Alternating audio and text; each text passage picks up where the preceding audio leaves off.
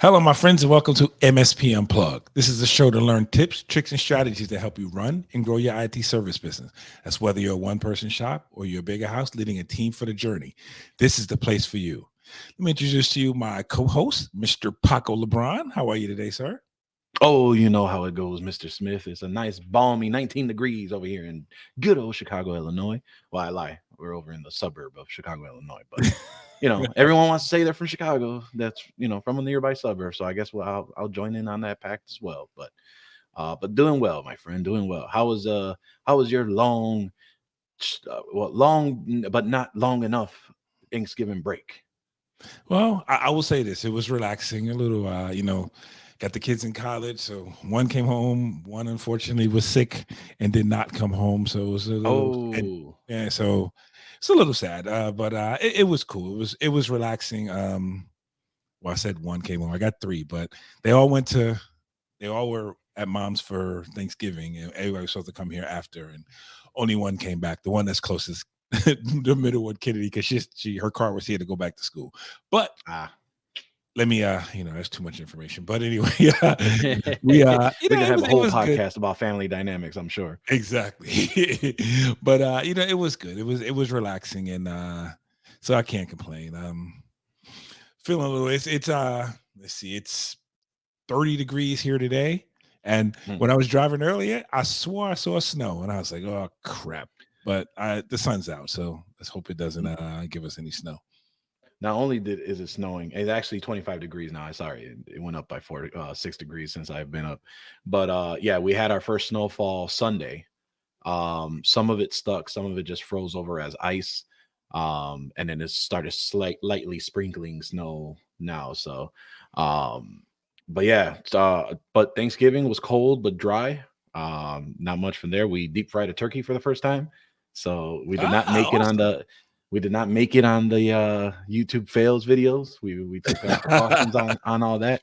And for those that don't have never deep fried a turkey, I can tell you that there is a lot of preparation that goes Mhm. to that. And so the biggest point is cut the burner off when you're about to place that bad boy in, heat it only up to 250, then drop it in to get it to 350 and drop it slow Well, what do you use, a because propane tank?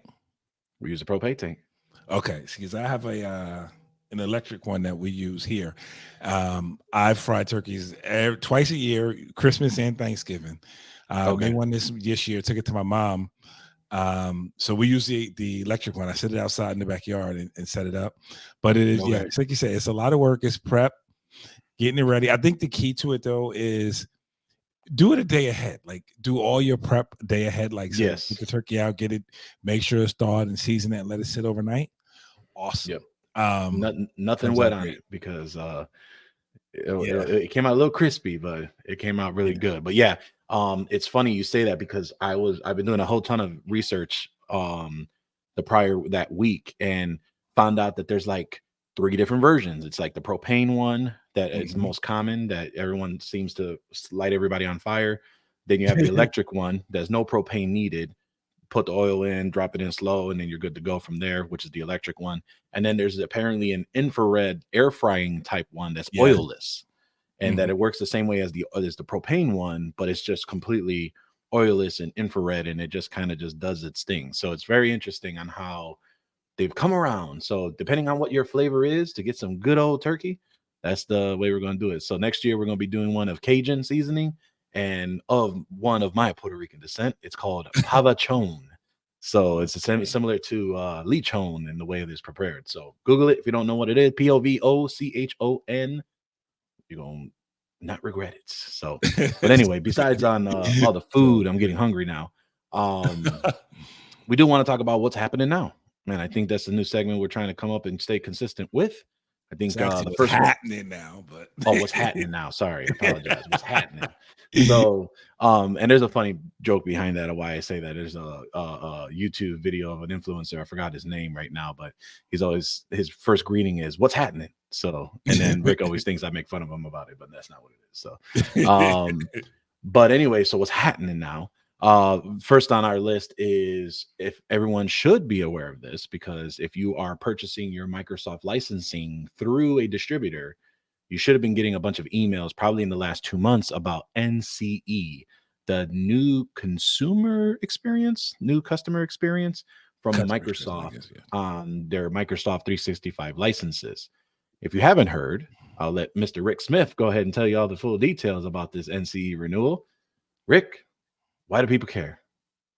People should care because as of January 1st, 2024, Microsoft will take your current subscriptions, no matter where they are, and turn them into 1 year commitments. That'll be the monthly price, and you will be stuck with those. Now, of course, according to the Microsoft's license agreement, you have 7 days to make the change after they make the change. But the encouragement here is if you have licenses and you're running them monthly, let's say in your chart you're doing the month to month as opposed to the 1 year commitment month to month, then make sure you get those in and get it set up right before January 1st, or Microsoft will take those and convert those into those NCE, the 1 year commitment licenses. So just is something to definitely be aware of. And like I think it was Jason Miller about a month ago. Jason posted it in the MSP Unplugged forum as well, referring to this. So, anyway, you can go there for a little more direction on it. But we encourage everyone, make sure before January 1st, you get all the licenses the way you want them, because if you don't, they will be changed. Yep. So make sure you convert those month to months to the new month to month NCE. If you want to do month to month, we're one of those that do month to month. So had I not known, thank you to Jason Miller, and all those that had let us know, I would have been royally, what's the word? Peeved, if you could say, to know that it was an annual commitment, because we have a big strategy that we're going to be doing with our clientele in the new year, and that would have been a lot of bills to get stuck with. So more to that as we go into the new year from there. But second thing we got going on is more of a resource, or actually before we go into that, a little bit of old news by the time this episode comes out, but our good friends over at Solutions Granted, Michael Crean, his company was acquired over by SonicWall. I know that Michael did provide, or Michael and his team over at Solutions Granted, they offered a firewall as a service. They have been tightly managing, working on, and really in collaboration with SonicWall as their primary defense of perimeter security. And it just, from my understanding, reading a lot of the articles and some of the things from there, sounds like that this was a no-brainer for SonicWall, and especially for their clients, because they needed a SOC of some sort to be able to manage those devices. So big congratulations and much luck to Michael, because I know that being acquired, we got our good old celebration sound effects there. And I think it's a great aspect to show that, for someone, as good people should be rewarded. And Michael is probably one of the most straight arrow and swell guys that I know. And the fact that he's able to experience that and help benefit and better his clients, and that relationship seems to be very cohesive together. I think there's nothing but good things that's going to be happening from there. And just so everyone knows, my understanding is SonicWall is no longer owned by Dell. SonicWall is on its own as a company itself. So I imagine that they have some great strategies that are going to be happening as they deploy that. Plus, it allows probably some bigger expansion to what Michael and his team over at Solutions Granted can do. Rick, any insight to that? Because I know when I text you that they had got acquired, I know you were a bit of what? and yeah, it was more of a surprise. Yeah. So I on do your want thoughts. to say again, congratulations to Michael and his team. I am a Solutions Granted user. I will admit that, and I've been with them for a while now, so I do appreciate them. And Solutions Granted has been a consistent sponsor of TechCon Unplugged as well. And I think a lot of you in the audience know Michael. You've met him. He's a great upstanding guy. So again, if I say congratulations to him personally and his crew, but hopefully that this is a merger, the synergy that they have just brings better products and a much better solution, and we can keep on moving with it. Yeah, definitely going to be a lot of great times for everyone over there. Michael, Corey, Brian, Brandon, and Lisa over there, all and many more doing their thing over at Solutions Granted. So couldn't have happened to a better team, better company. Much success to them. So And then last is a resource. We have been really diving into a lot of email security lately, a lot more than I want to say that we have been. We've been really, learning about it, understanding protocols, testing, going third party things of that nature. For anyone that doesn't know, we've switched to Microsoft's 365 spam filtering on our end. It has been definitely a bear to try and figure out, but we are in a good process and a good route right now on what we're doing. We actually, I was over on the Reddit MSP forums, and I feel dirty saying that, but I was over at the Reddit MSP forums because sometimes at night I have my tablet and then I have my other things, and I don't know how Reddit came onto my tablet, but it did, and then I started following a couple things. So, but anyway, from there I saw that there was a cyber drain script, and for those that don't know who cyber drain is a script peer site created by, don't kill me, I think it's Kelvin Tegler. Kelvin, you can knock me out next time you see me if I pronounce your name wrong. But essentially, he has created a ton of scripts for the community to help implement into their own RMM system. And one of them is a script to monitor via PowerShell, SPF, DKIM, and DMARC via Microsoft 365. So we'll try to make sure to have that in the show notes with that link. I think it would be very beneficial for all of you to monitor that, especially in an RMM fashion, just to keep your email systems nice, right, and tight. So that'll be what we have for what's happening now. Unless, Mr. Smith, you have anything else to add to that? Oh no, I think you hit it right on the head. We'll jump right into this. This actually rolls right into what today's topic is, and that's stack review. Now, as we continue our fourth quarter living session series here, we just talk about some things we do during the quarter to help us prepare for the following year. Now, of course, on top of all of the project work that we try to search out and get those last minute budget money that our IT directors or IT businesses are trying to spend. We also are take a hard look at where we are, how the years progressed, things we may need to change, things we may things that are going well, and on top of all the other things we do, you have to take that stack review. Is my stack appropriate for where my business is and what I represent? And that takes on many forms. If you're, we all have what we, our favorites. We all have what we focus on. So your review or your products may not necessarily match ours or match mine. And Paco and I, who talk frequently, we still do things a little different. But this is just our way, really, of figuring out before we go into New Year, are we on track for what our goals we set for 2024? So with that, Paco, I'll let you roll into it. Sure. I mean, I think, we've talked about stack reviews in the past, right? And I think that it's something that's very important to really understand why are you even doing it, right? And, I think that there are a lot of successful MSPs that will say that they don't look at their stack review only probably every year and maybe even longer than that, but at least to look every year. And the reason for that is you want to maintain some type of consistency. What I learned early on, and this was a lesson from Jeff Hallish, from John Davinsky, a lot of the podcasters in the past that were really talking, Matt Rainey, about how do you review your stack in a efficient way? Because in my talk about how we discuss about unplanned work, now you're introducing a change that could create unplanned work. And a lot of people just don't understand the amount of work that it does take to do that. We're in process right now of migrating a huge tool of ours, and it's taking I thought it would be like, a couple of weeks and we'll be done. But it depends on the stack or on the tool set that you are using, especially if it's a backbone and it's a core tool that you've been using for so long.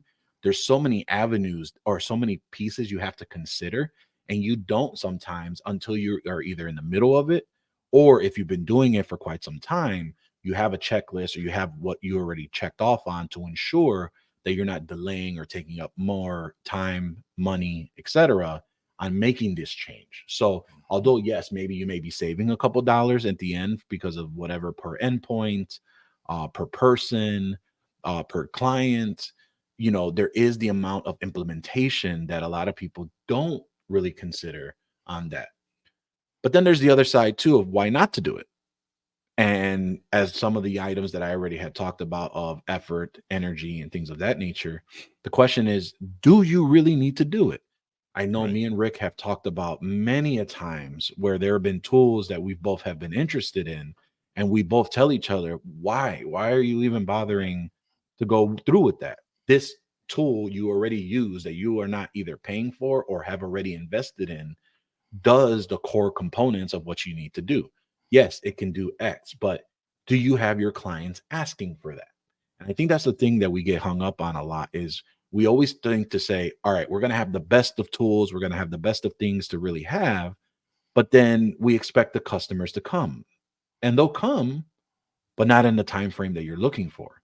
And do you have enough resource and bandwidth and um runway to be able to say, yeah, I can hold off and I think this is going to be worth it in the long run? Or are you going to go 3 months down and say, damn, I just paid 3 months worth of whatever. I just donated to this company's bottom line. I'm not going to use it anymore. And that's how I view it. So every time I talk to a company, I always let them know, like, look, it's not getting done till tomorrow.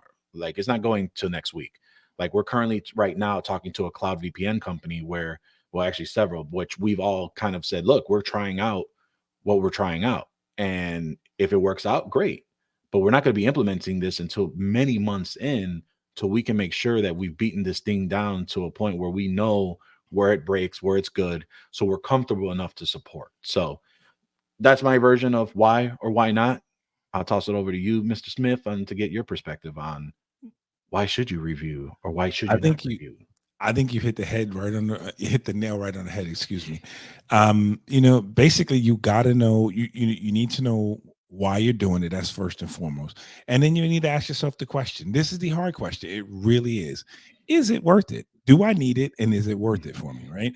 That always, it's we've all heard of the shiny object syndrome, right? So, and there's always going to be that shiny object. There's always going to be something, right? Something around that looks, feels, appears to be better than what you're doing.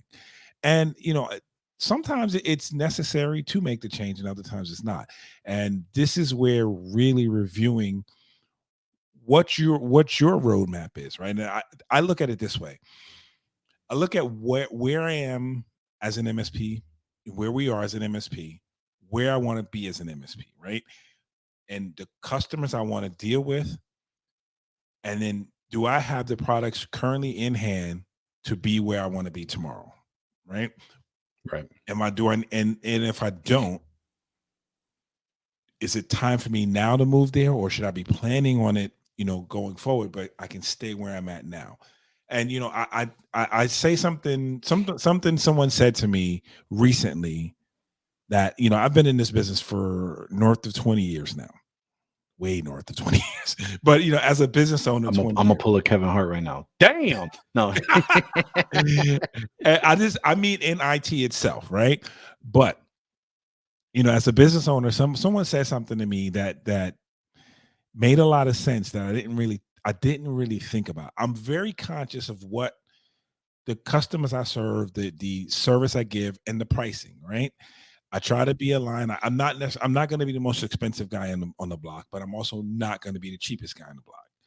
But someone made a good point to me, because when I was talking about a couple of different products and we're having a conversation, and I said, "Well, that's too expensive for my customer." He said, "No, it's not. If it fits what they need, and it's a need that fits what they want, then it's not. You don't think about it from a cost perspective. You think about it from a value perspective, right?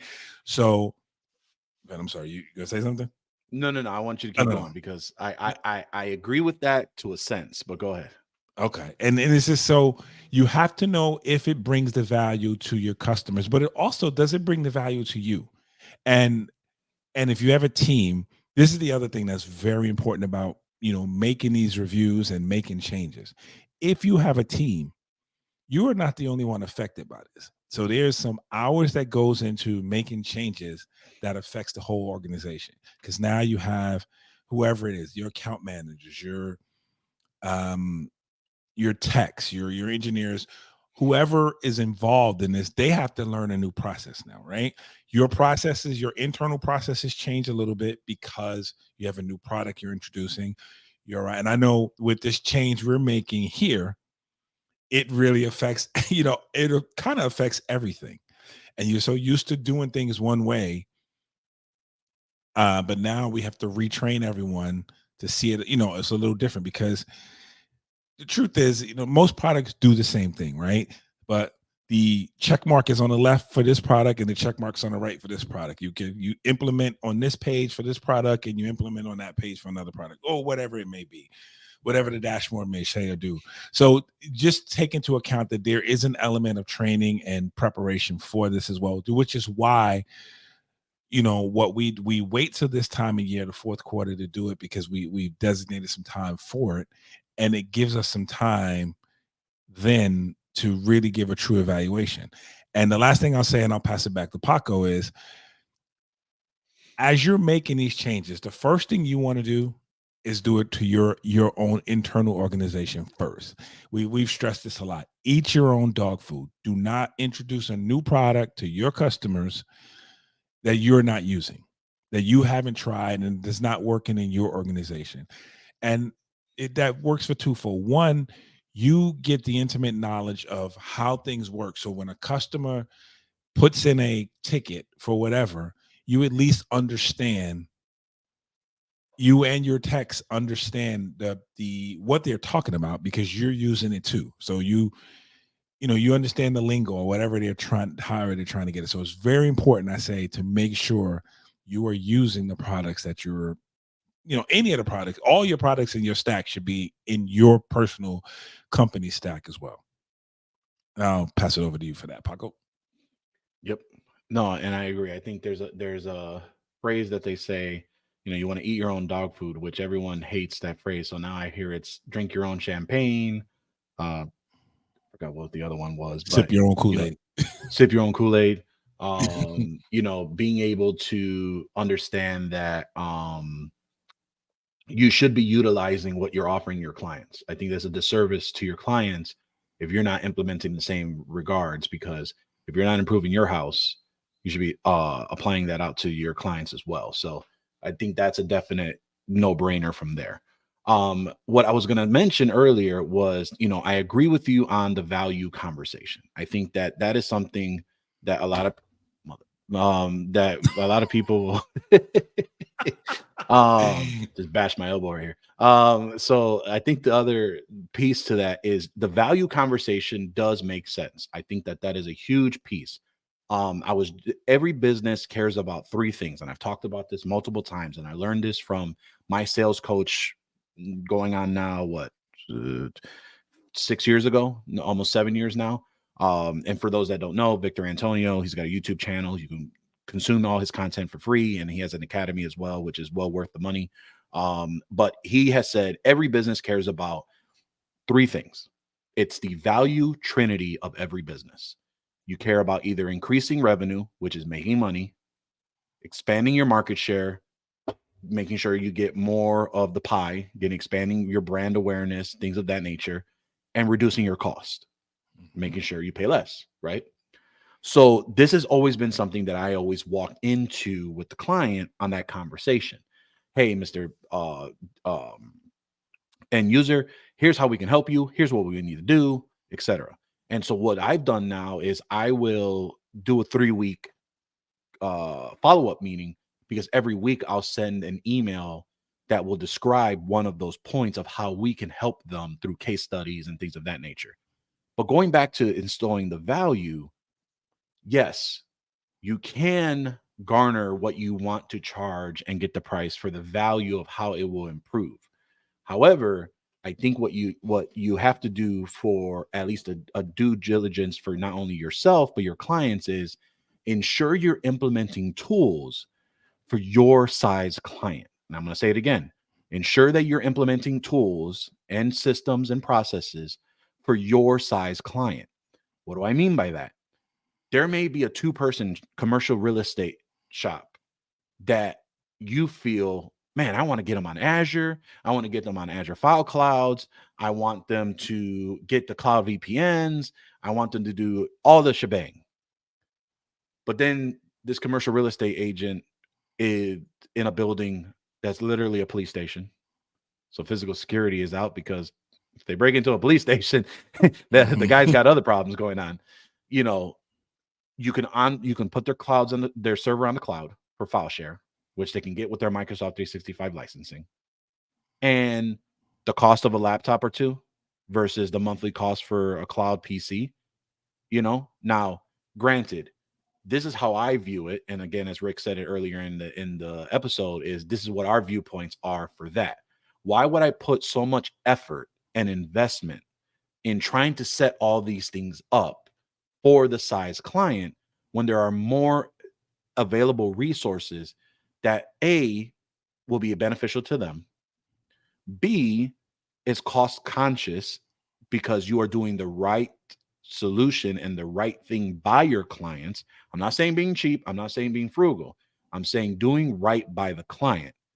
Give them the option, but understand, going back to when your stack review and why you shouldn't do something is it's because it's the flavor of the month. Everyone wants to do risk assessments right now. So you have to do consistent risk assessments now. But you have a client that signed paperwork that says in their insurance agreement, ensure that you're doing it at least once a year. And because a lot of people right now, and I'm going to say it here, everyone's doing risk assessments because the cyber insurance companies are telling them. Right. Plain out. I mean, that's what's being enforced. And that's why it's becoming such a big thing right now. If it wasn't for the insurance companies, all of us would have been focusing on whatever the other thing that we needed to take care of from whatever other agency regulation or whatever to be taken and handled with. You have to understand your client. You have to understand their needs, and you have to understand how can I implement what I need to do for your size client.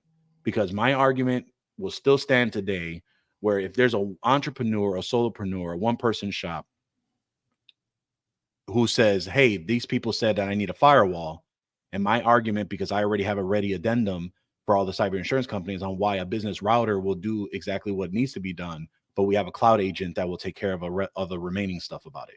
It's not a yes or no question anymore, but it goes back into what are you implementing? What have you vetted for your stack review and that you can stand behind, which again, that's why I say you got to implement your own stuff, because if it breaks, it doesn't work. So you have less client issues that are angry with you as well.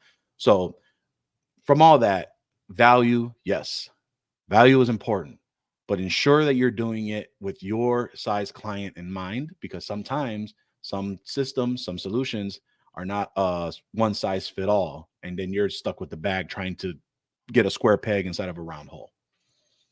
That's a great point. And it leads to something else. And this is something we'll talk about in another episode. But it leads to Paco's example that he just gave, leads to you making a decision as a business owner. What size client am I going to be with, right? Like, what is my minimum? Where everyone talks about you should have a niche, like a certain niche of clients. I don't necessarily personally, and this is me, this tells me nothing is wrong with how you market or those who say you should just focus on a certain niche. I don't do that. We will take, we work with different businesses in different arenas, but we do have a size minimum, right? So that it's one of the things Paco just talked about. We don't run into, or we are less likely to run into those situations where I have a 2-person shop that really can't support or doesn't need what I'm offering. So, there's 2 ways to do that. There's having separate offerings if you want to do that for a smaller. I know some MSPs having a unpublished price or unpublished stack that they will use for certain clients, and then the one they use as a published stack. So that really should be part of your whole business review on who your, what is they say, your avatar client is, right? So that you run the risk. So that you lessen the risk of needing to implement certain things that don't fit a certain size or a certain element of client. Let's just leave it at that, because size is not really necessarily the only reason why you may not necessarily need to implement a certain product into a customer. So but it does just bring that to mind about, as you're planning what you're offering, you know, you should have am I saying that right? Is it an avatar, a client avatar, like that you Yeah, you're build, right. like, Okay. yeah. Yeah. Client avatar, persona, um, widget. I mean, they call these things so many things, personalities. There's so many titles that they give, but basically, for anyone who doesn't know, what we're talking about is an avatar is the person, the ideal person you're looking to advertise or sell to. So, for example, I personally look for construction. Right now, our focus is the construction industry. So, I'm trying to find a mid aged, older office manager who happens to be a woman, possibly Latin descent, to build that rapport, knows that they've been working with other MSPs.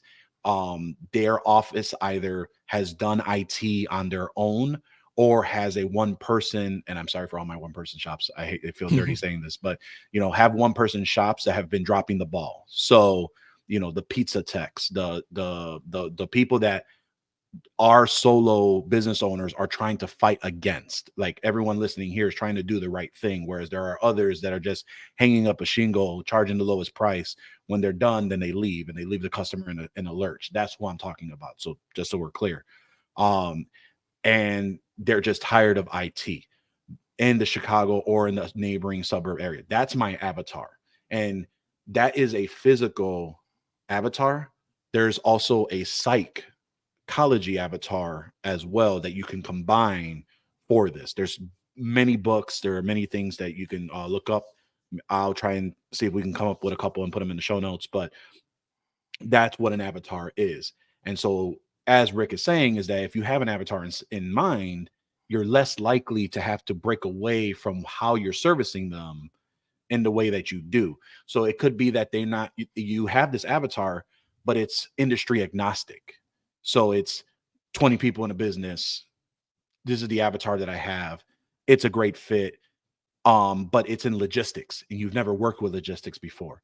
So long as it meets the avatar, you have the ability to learn another industry, see if you like it, and maybe that's something that you can get more of, because if you rock it out with them, they're going to be more likely to give you a referral as well. Um, One thing on referrals, and then maybe we'll do a sales episode at another time. But whenever you're doing an onboarding and you do this, and let's say you do close the business, you basically, as you're on during your onboarding, you tell them, hey, in 3 weeks, I'm going to come back to you and ask you for a referral. But I want you to see how we knock it out of the park first. So I'm going to give you enough time to think about it and who you want to refer us. Once you knock it out of the park, or if you do this abysmal, then you got problems, but you got to figure it out. But if you do work it out, now you can come back because you've already set in their mind, hey, I think we did well. Do you think we did well? Yeah, great. Is there any of your colleagues that you think you want to address, or where are they congregating to open up some relationships? And that has worked for us every single time that we put that in place to try and get more clientele inside of it. But again, you can't get confident on what you sell unless you know what you're selling. You don't know what you sell unless you review your stack and you review what you're implementing and what you're doing for yourself. So rounding it back out again for the stack review, you got to make sure you know what you have and you got to know what's out there, because you want to make sure you're staying relevant as well. Great point. And I'll add to that one other thing. You got to know what you want to do. Like, why are you building a stack? Like, why are you using? And I'm not going to pick a product, but what is it that your goal is, that you're trying to? What is your goal in serving to your customers? So if you know that, then as you build your stack, this fits into that, right? It fits into that, so you understand, you know, what you're using and why you're using it and why you need it. And also helps you to understand, very importantly, as you get this 50 phone calls a week from vendors, it also helps you to understand what you don't need or what you don't want. And that's probably more important, because then you are able to quickly rule out a lot of things that necessarily come your way, or again, the new flavor of the month or the flavor of the week or the shiny object. It's so knowing where you're going, I think just is extremely important, so that as you build, you're moving towards that goal and everything is in that goal. Now, I will say this as as a final thing too, it's just also one of the things that I've learned through this show, through this community, and in the IT community at large, is what John Dubinsky said it a lot. You don't know what you don't know, right? So always be open to hearing the other ideas, which is again why we share what we know, why we encourage the community to share, why the Facebook group exists, because we bounce ideas off each other. Or there's things I read, every couple of days I'll see something, I'll be like, oh, I didn't know that, or I thought it was this way, or maybe so you learn. So I think that's very important, because then it always gives you the opportunity to improve when you're open to realizing you don't know what you don't know. Couldn't And have I'll said leave it it better myself, Mr. Smith. Couldn't have said it better myself. Well, okay, as we I guess we put a cap on this episode here. We are coming towards the end of the year, Paco. So our fourth quarter living is as when four this more episode weeks. airs, we'll be in December, won't we?